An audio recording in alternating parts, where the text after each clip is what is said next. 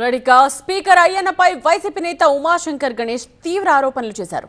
కొడుకును ప్రమోట్ చేసుకోవడానికి సృష్టి క్షేత్రం డ్రామా మొదలుపెట్టారని ఆరోపించారు. 108 కాదు 180 అడుగుల విగ్రహం పెట్టుకోండి, తమకు అభ్యంతరం లేదన్నారు.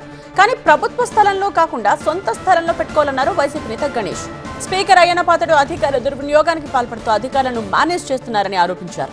హైకోర్టు ఉల్లంఘనలపై కలెక్టర్ ఎస్పీకి ఫిర్యాదు చేసినా పట్టించుకోవడం లేదని, దీనిపై మళ్లీ న్యాయస్థానానికి వెళుతున్నట్టు చెప్పారు గణేష్. వైసీపీ నేత మాజీ ఎమ్మెల్యే ఉమాశంకర్ గణేష్ ఇంకా ఏమంటున్నారు? సీనియర్ కరెస్పాండెంట్ ఖాజా రిపోర్ట్ చేస్తారు. అసలు సృష్టి క్షేత్రంలో విగ్రహాలు నిర్మిస్తే మీకున్న అభ్యంతరం ఏంటి? అసలు వివాదం ఎందుకు? సార్, ఇప్పుడు మీరు చెప్పిన సృష్టి క్షేత్రం అనేది ఒక పెద్ద హైడ్రామా. అది కేవలం అయ్యింది పద్ధతిలో రిటైర్మెంట్ అయిపోతున్నాడు కనుక వాళ్ళ కొడుకుని ప్రమోట్ చేయాలి కనుక ఏదో ఒక బ్యానర్ పెట్టి ఒక సృష్టి క్షేత్రం అని చెప్పి బ్యానర్ పెడుతున్నాడు. పెట్టుకుని 108 అడుగులు పెడితే మాకు మంచిది. 108 కాదు 180 అడుగులు పెట్టినా సరే మేమందరం కూడా హిందూగా మేము పూజిస్తాము. నేనేమంటున్నానంటే పెట్టుకుంటే నీ సొంత స్థలంలో పెట్టుకో. 2 ఎకరాలు 3 ఎకరాలు 10 ఎకరాలు పెట్టుకో. ఇది గవర్నమెంట్ స్థలం. ఇది గవర్నమెంట్ చెరువుతో పెట్టినప్పుడు ఏం చేయాలి? అక్కడ రైతులతో మాట్లాడాలి. కేవలం అక్కడ పెట్టి అందులో పెట్టి భూమి పూజ చేశారు. భూమి పూజ చేసి అక్కడ జిఎంఆర్ వాళ్ళతో మాట్లాడుకొని వాళ్ళ దగ్గర కోట్ల రూపాయలు స్పాన్సర్ చేసుకొని స్పాన్సర్ ఏమో వాళ్ళు చేస్తారు. ఇదేమో చెరువేమో గవర్నమెంట్ది, ఈయనేమో వీళ్ళ కొడుకుని ప్రమోషన్ కోసం చేస్తున్నాడు. మేమేమంటామంటే ఏదైతే నువ్వు పెడుతున్నావో 108 అడుగుల విగ్రహానికి మేము కూడా అనుకూలంగా ఉన్నాము. నువ్వు సొంత స్థలంలో పెట్టుకుంటే పెట్టుకో, లేదంటే పక్కనే 1/2 కిలోమీటర్ కూడా కాదు, 500 మీటర్ల లోపే ఉంది, పక్కనే బలిఘట్టం. బ్రహ్మాండంగా ఆధ్యాత్మికంగా ఎంతో డెవలప్ అయింది. బ్రహ్మలింగేశ్వర స్వామి అక్కడే ఉంది ఆలయం, మరి లక్ష్మీదేవి ఆలయం అక్కడ ఉంది, శనీశ్వర ఆలయం అక్కడే ఉంది, అలాగే అన్నవరం తాలూకా దేవస్థానం అక్కడే ఉంది, పాకలపాడు ఆశ్రమం ఉంది, అలాగే వరహా నది ఉంది. ఇదంతా కూడా ఆధ్యాత్మికంగా ఎంతో ప్రతిష్ఠించాలి. 400 మీటర్లు 500 మీటర్లు ఉంటుంది, అక్కడ పెట్టు, మేము కూడా సహకారం చేస్తాం. అంతేగాని ఇక్కడ పెట్టి రైతులకు అన్యాయం చేయడం చాలా తప్పు అని చెప్పి మీ ద్వారా తెలియపరుస్తుంది సార్. ప్రధానంగా అక్కడ మీరు ఎందుకు వెళ్ళాల్సి వచ్చింది? ఎందుకు మీపై దాడి జరిగింది?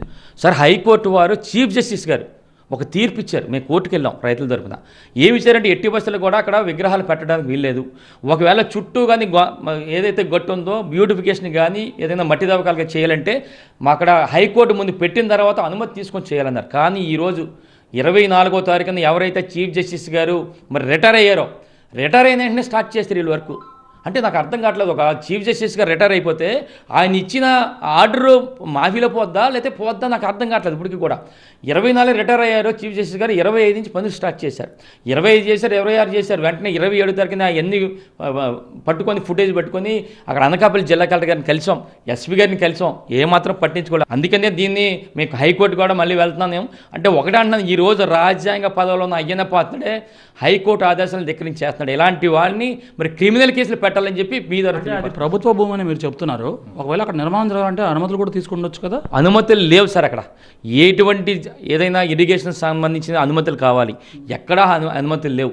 ఏ అనుమతులు లేకుండా నేను స్పీకర్ని కదా, ఎవడు ఎంచలేడు, అధికారులు కూడా ఎంచలేరు. నిజంగా ఏదైతే అనుకున్నాడో అదే జరుగుతుంది. ఈరోజు ఫర్దర్గా ఈ అంశమే మీరు ఎలా ముందుకెళ్తారు? మా జిల్లా పార్టీ నాయకులందరూ కూడా రావడం, మా ఎక్స్ మినిస్టర్లు అందరూ కూడా రావడం జరిగింది. మేము కంప్లైంట్ ఇచ్చో దాని మీద కానీ చర్య తీసుకోకపోతే 48 గంటల తర్వాత మా కార్యాచరణ ఉంటుంది. మా పార్టీ నాయకులందరితో చర్చించి నర్సీపట్నంలో కార్యాచరణ స్టార్ట్ చేస్తాం సార్. న్యాయపరంగా మేము ఎలాగ కూడా కోర్టుకి ఈరోజు వెళ్తున్నాం సార్, హైకోర్టు వరకు వెళ్తున్నాం. ఏదైతే అయ్యన్న పాత్రుడు గారు కంటెంప్ట్ ఆఫ్ కోర్టు, అలా ఎవరైతే జిల్లా అధికారులు ఉన్నారో వాళ్ళందరి మీద కోర్టుకి వెళ్తున్నాం సార్. కంపల్సరీగా హైకోర్టులో న్యాయం జరుగుతుంది సార్. మాకు ఇది ఓవరాల్గా సృష్టి క్షేత్రం అనే అంశానికి తాము వ్యతిరేకం కాదు, ఎక్కడైతే పెద్ద చెరువుల నిర్మాణానికి తాము వ్యతిరేకం. ఎందుకంటే పర్యావరణ విధ్వంసం జరుగుతుంది కాబట్టి అక్కడ వ్యతిరేకం. అవసరమైతే బలిఘట్టం ప్రాంతంలో సృష్టి క్షేత్రం నిర్మించుకోవచ్చు, కానీ ఇక్కడ పెద్ద చెరువులు నిర్మిస్తే తాము వ్యతిరేకిస్తామని మాజీ ఎమ్మెల్యే గణేష్ చెప్తున్నారు. అయితే తన కారుపై తన అనుచరులపై జరిగిన దాడిపై తాను మళ్ళీ కంటెంప్ట్ ఆఫ్ కోర్టుకు వెళ్ళి న్యాయపరంగా పోరాడతానని హెచ్చరిస్తున్నారు. కెమెరా పర్సన్ బాబుతో ఖాజా, TV9 విశాఖపట్నం.